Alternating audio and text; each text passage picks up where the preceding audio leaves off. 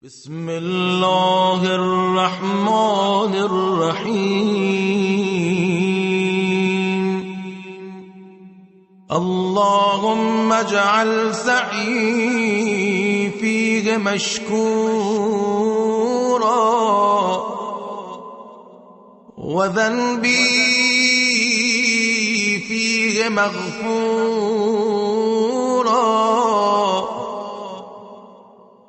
وعملي فيه مقبولا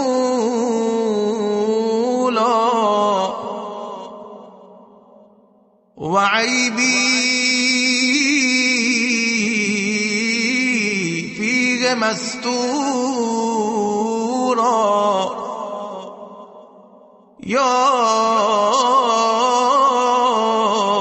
أسمع الصالحين